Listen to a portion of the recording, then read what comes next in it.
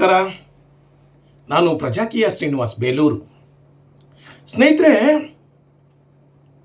ಸುವರ್ಣಸೌಧದ ಅಂಗಳ ರಣಾಂಗಣ ಆಯಿತು. ಕಾರಣ ಏನು? ನಂಬರ್ 1,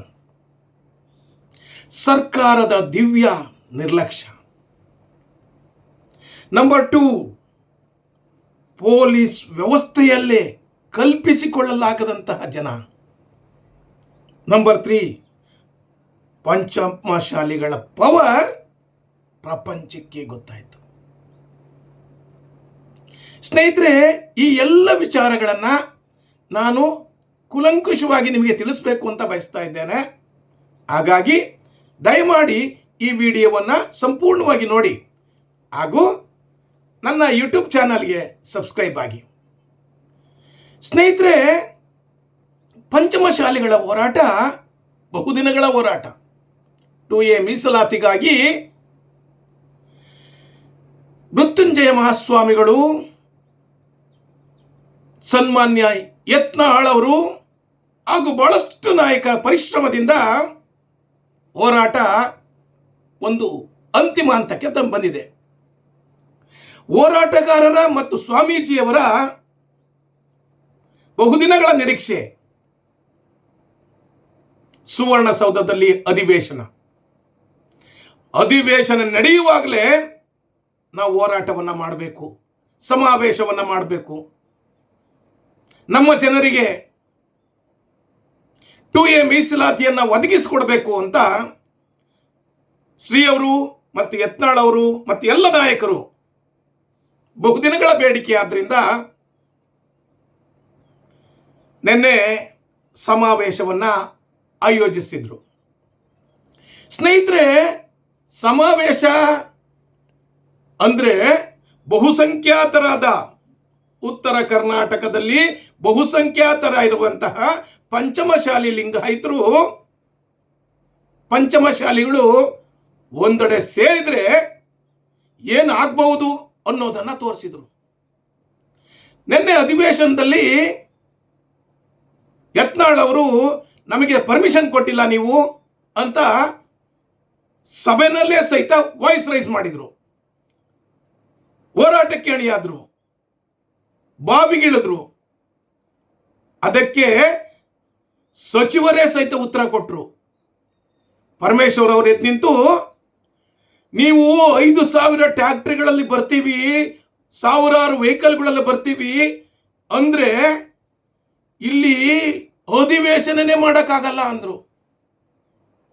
ಪರಮೇಶ್ವರ್ ಅವ್ರಿಗೂ ಗೊತ್ತಿತ್ತು ಬಹಳಷ್ಟು ಜನ ಬರ್ತಾರೆ ಅಂತ, ಅಧಿವೇಶನನೇ ಮಾಡೋಕ್ಕಾಗಲ್ಲ, ಆದ್ರಿಂದ ದಯಮಾಡಿ ಕಮ್ಮಿ ಸಂಖ್ಯೆಯಲ್ಲಿ ಬನ್ನಿ, ನಿಮ್ಮ ಪ್ರತಿಭಟನೆಯನ್ನು ಅಂಡಾಸ್ ಮಾಡಿ ಅಂತ ಹೇಳಿದರು. ಪ್ರತಿಭಟನೆ ನಡೆಯುವ ಸ್ಥಳಕ್ಕೂ ಮತ್ತು ಸುವರ್ಣಸೌಧಕ್ಕೂ ಅಣತಿ ದೂರ. ಆದರೆ ಮೊದಲೇ ರೊಚ್ಚಿಗೆದ್ದಿದ್ದಂಥ ಪಂಚಮಶಾಲಿಗಳು, ನಿಮಗೆ ಟ್ರ್ಯಾಕ್ಟರ್ ಬರಲಿಕ್ಕೆ ಅವಕಾಶ ಇಲ್ಲ, ದೊಡ್ಡ ದೊಡ್ಡ ವೆಹಿಕಲ್ಗಳಿಗೆ ಬರಲಿಕ್ಕೆ ಅವಕಾಶ ಇಲ್ಲ, ಕಮ್ಮಿ ಸಂಖ್ಯೆಯಲ್ಲಿ ಬಂದರೆ ನಿಮಗೆ ಪರ್ಮಿಷನ್ ಕೊಡ್ತೀವಿ ಎಂದರು. ಅದೇ ರೀತಿ ಸುವರ್ಣಸೌಧದ ಮುಂದೆ, ಸುವರ್ಣಸೌಧದ ರಕ್ಷಣೆಗಾಗಿ ಮತ್ತು ಅಧಿವೇಶನ ನಡೆಯುವ ಸ್ಥಳ ಆದ್ರಿಂದ ಸಾವಿರಾರು ಪೊಲೀಸರು ಇದ್ರು. ಆದರೆ ಸ್ನೇಹಿತರೆ, ಈ ಪಂಚಮಶಾಲಿಗಳು ಎಷ್ಟು ಸಂಖ್ಯೆಯಲ್ಲಿ ಬಂದಿದ್ರು ಅಂದರೆ ಸಮಾವೇಶಕ್ಕೆ, ಈ ಪೊಲೀಸ್ ವ್ಯವಸ್ಥೆನೇ ಅದನ್ನು ಇಮ್ಯಾಜಿನೇಷನ್ ಮಾಡಲಿಲ್ಲ. ಕಲ್ಪನೆಗೂ ಮೀರಿ ಹೋರಾಟಗಾರರು, ಪಂಚಮಶಾಲಿ ಸೈನ್ಯ ಜಮಾವಣೆ ಆಯಿತು. ಪಂಚಮಶಾಲಿ ಸೈನ್ಯ ಜಮಾವಣೆ ಆಯಿತು. ಆದರೆ ಫಂಕ್ಷನ್ ಸ್ಟಾರ್ಟ್ ಆಯಿತು, ಸಮಾವೇಶ ನಡೀತು. ಆದರೆ ಸಮಾವೇಶಕ್ಕೆ ಸ್ಥಳಕ್ಕೆ ಯಾವುದೇ ಸಚಿವರು ಬರಲಿಲ್ಲ, ಯಾವುದೇ ಸರ್ಕಾರದ ಯಾವುದೇ ನಿರ್ಲಕ್ಷ್ಯ ತೋರ್ತು. ಕಾರಣ ಇರಬಹುದು. ಕಾರಣ ಏನಪ್ಪಾ ಅಂತಂದ್ರೆ, SM ಕೃಷ್ಣ ಸಾಹೇಬರು ಮುಖ್ಯಮಂತ್ರಿ ಆಗಿದ್ದರು, ವಿದೇಶಾಂಗ ಸಚಿವರಾಗಿದ್ದರು, ದೊಡ್ಡ ನಾಯಕರು, ಅಸ್ತಂಗತರಾಗಿದ್ದರು, ದೈವಾಧೀನರಾಗಿದ್ದರು. ಅದಕ್ಕೆ ಸುವರ್ಣಸೌಧದಲ್ಲೂ ಸಹಿತ ನುಡಿ ನಮನ ಶ್ರದ್ಧಾಂಜಲಿ ಕಾರ್ಯಕ್ರಮವನ್ನು ನಡೆಸ್ತಾ ಇದ್ರು. ಮತ್ತೆ ಬೆಂಗಳೂರಿಗೆ ಬಹಳಷ್ಟು ನಾಯಕರು ಬೆಂಗಳೂರಿಗೆ ಅಂತಿಮ ದರ್ಶನಕ್ಕೆ ಹೋದರು. DK ಸಾಹೇಬರು ಅಂತಿಮ ದರ್ಶನದ ವ್ಯವಸ್ಥೆಯನ್ನು ಮಾಡಬೇಕಾಗಿತ್ತು. ಬಹಳಷ್ಟು ಕೆಲಸ ಕಾರ್ಯಗಳಿದ್ದು, ಹಾಗಾಗಿ ಎಲ್ಲರೂ ಆ ಕಡೆ ಹೋದರು. ಸಮಾವೇಶದಲ್ಲಿ ಜಮಾವಣೆಗೊಂಡಿದ್ದಂಥ ಪಂಚಮಶಾಲಿ ಸೈನ್ಯಕ್ಕೆ ಯಾವ ಸಚಿವರು ಬರಲಿಲ್ಲ ಅನ್ನೋದು ನಮ್ಮನ್ನ ಸರ್ಕಾರ ನಿರ್ಲಕ್ಷ್ಯ ಮಾಡ್ತಾ ಇದೆ ಅನ್ನೋ ಒಂದು ಕಿಚ್ಚು ಜ್ವಾಲೆ ಹತ್ಕೊಂಡ್ಬಿಡ್ತು. ಅದಕ್ಕಿಂತ ಪೂರಕವಾಗಿ ನಿನ್ನೆ ಜಯಮೃತ್ಯುಂಜಯ ಸ್ವಾಮೀಜಿಯವರು ನಮ್ಮ ಬೇಡಿಕೆಗಳನ್ನು ನೀವು ಒಪ್ಪಿದ್ರೆ, ಪ್ರೆಸ್ ಮೀಟಲ್ಲಿ ಹೇಳಿದ್ದು, ನಮ್ಮ ಬೇಡಿಕೆಯನ್ನ 2A ಬೇಡಿಕೆಯನ್ನ ಸರ್ಕಾರ ಒಪ್ಪಿದ್ರೆ ಸರ್ಕಾರಕ್ಕೆ ಮುತ್ತಿನ ಹಾರ ಹಾಕ್ತೀವಿ, ರಾಜಸ್ಥಾನದಿಂದ ತರಿಸಿ ಮುತ್ತಿನ ಹಾರ ಹಾಕ್ತೀವಿ, ಇಲ್ಲ ಅಂದ್ರೆ ಎಚ್ಚರಿಕೆಯನ್ನು ಕೊಟ್ಟಿದ್ರು. ನಾಳೆ ಸಾವಿರಾರು ಜನ ಪಂಚಮಸಾಲಿ ಸೈನ್ಯದೊಂದಿಗೆ ಮುತ್ತಿಗೆನೂ ಹಾಕ್ತೀವಿ ಅಂತ ಹೇಳಿದ್ರು. ಆದರೆ ಸರ್ಕಾರ ಮತ್ತು ಪೊಲೀಸ್ ಇಲಾಖೆ ಇದನ್ನ ನಿರ್ಲಕ್ಷ್ಯ ಮಾಡ್ತು.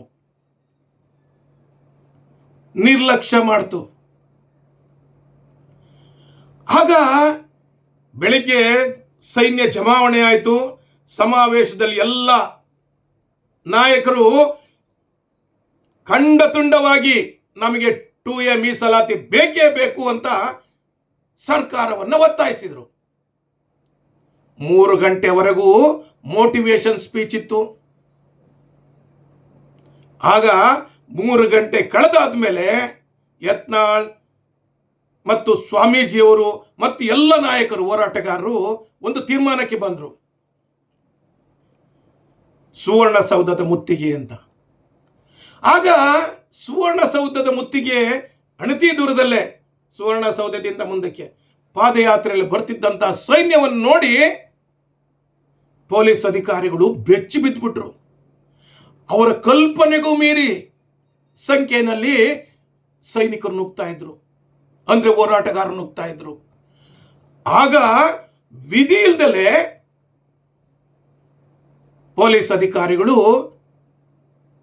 ಸ್ವಾಮೀಜಿಯವರನ್ನ ಅರೆಸ್ಟ್ ಮಾಡಿದ್ರು. ಈ ಅರೆಸ್ಟ್ ಮಾಡಿದ್ದು ಪೊಲೀಸರು ಸ್ವಾಮೀಜಿಯವನ್ನ ಅರೆಸ್ಟ್ ಮಾಡಿದ್ರು ಅನ್ನೋ ಒಂದು ವಿಚಾರ ಇದೆಯಲ್ಲ, ಅದು ಎಲ್ಲ ಹೋರಾಟಗಾರರನ್ನ ರೊಚ್ಚಿಗೆ ಬಿಸ್ಬಿಡ್ತು. ಬ್ಯಾರಿಕೇಡ್ ಇಟ್ಟಿದ್ರು, ಬ್ಯಾರಿಕೇಡ್ ಅನ್ನ ದುಡ್ಕೊಂಡು ವಿಧಾನಸೌಧ ಅಂದ್ರೆ ಸುವರ್ಣಸೌಧಕ್ಕೆ ಮುತ್ತಿಗೆ ಹಾಕೇ ಬಿಟ್ರು. ಪೊಲೀಸರು ತಡೆಯಕ್ಕೆ ಬಂದ್ರೆ ಅವರಿಗೆ ಕಲ್ಲಲ್ಲಿ ಇಟ್ಟಿಗೆಗಳಲ್ಲಿ ದಾಳಿ ಮಾಡಿದ್ರು. ರಣರಂಗ ಆಯ್ತು. ಎಷ್ಟು ಜನಕ್ಕೆ ಏಟಾಯ್ತು ಅಂತಂದ್ರೆ ಅಲ್ಲಿದ್ದೋರಿಗೆ ಮಾತ್ರ ಗೊತ್ತದು. ಯತ್ನಾಳ್ ಅವ್ರಿಗೂ ಪೆಟ್ಟಾಯ್ತು, ತಲೆಗೆ ಪೆಟ್ಟಾಯ್ತು, ಕೈಗೆ ಪೆಟ್ಟಾಯ್ತು, ಕಾಲಿಗೆ ಪೆಟ್ಟಾಯ್ತು, ಪೊಲೀಸ್ ಅಧಿಕಾರಿಗಳಿಗೂ ಪೆಟ್ಟಾಯ್ತು. ಕಾನೂನು ಸುವ್ಯವಸ್ಥೆ ಅನ್ನೋದು ಸಂಪೂರ್ಣವಾಗಿ ಶೂನ್ಯ ಆಯಿತು. ಆಗ ಕಾನೂನು ಸುವ್ಯವಸ್ಥೆಯ IG ಜಿತೇಂದ್ರ ಸರ್ ಅವರೇ ಫೀಲ್ಡ್ಗೆ ಇಳಿದ್ರು. ಮತ್ತೆ CRPF ವ್ಯಾನ್ಗಳು ಬಂತು, ಸಾವಿರಾರು ಜನ ಪೊಲೀಸ್ ಬಂದರು. ಆಗ ಲಾಠಿ ಚಾರ್ಜ್ ಮಾಡಿದ್ರು. ಸ್ವಂತ IG-ನೇ ನಿಂತ್ಕೊಂಡು ಲಾಠಿ ಚಾರ್ಜ್ ಮಾಡುವಷ್ಟು ಪಂಚಮಶಾಲಿಗಳು ರೊಚ್ಚಿಗೆ ಎದ್ಬಿಟ್ಟಿದ್ರು. ಎಲ್ಲ ದಿಕ್ಕಾಪಾಲಾಗಿ ಓಡಿದ್ರು. ಕೈಗೆ ನೋವಾಯ್ತು, ಕಾಲಿಗೆ ನೋವಾಯ್ತು, ಕಲ್ಲೆಟ್ ಬಿತ್ತು. ಇಷ್ಟೊಂದು ಉಗ್ರವಾಗುತ್ತೆ ಅಂತ ಪೊಲೀಸ್ ಅಧಿಕಾರಿಗಳೇ ಸಹಿತ ಇಮ್ಯಾಜಿನೇಷನ್ ಮಾಡಿರಲಿಲ್ಲ. ಸ್ನೇಹಿತರೆ, ಇಷ್ಟೆಲ್ಲ ಆಗೋದಕ್ಕೆ ಕಾರಣ ಏನು? 2A ಮೀಸಲಾತಿ ಹೋರಾಟ. ಸರ್ಕಾರ ಈಗಲಾದರೂ ಸಹಿತ ಒಂದು ನಿರ್ದಿಷ್ಟವಾದ ಯೋಚನೆಯನ್ನ ಮಾಡಿ 2A ಮೀಸಲಾತಿಯನ್ನ ಒದಗಿಸಿಕೊಡ್ಬೇಕು ಅನ್ನೋದು ನನ್ನ ಅಭಿಪ್ರಾಯ. ನಿಮ್ಮ ಅಭಿಪ್ರಾಯವು ಅದೇ ಆಗಿದ್ರೆ ದಯಮಾಡಿ ನನ್ನ ಯೂಟ್ಯೂಬ್ ಚಾನಲ್ಗೆ ಸಬ್ಸ್ಕ್ರೈಬ್ ಆಗಿ ಹಾಗೂ ಈ ವಿಚಾರವನ್ನ ಎಲ್ರಿಗೂ ಶೇರ್ ಮಾಡಿ ಹಾಗೂ ಕಾಮೆಂಟ್ಸ್ ಮಾಡಿ. ನನ್ನ ಈ ವಿಡಿಯೋ ನೋಡಿದ್ದಕ್ಕೆ ನಿಮಗೆಲ್ಲರಿಗೂ ಶರಣಾರ್ಥಿ. Thank you very much.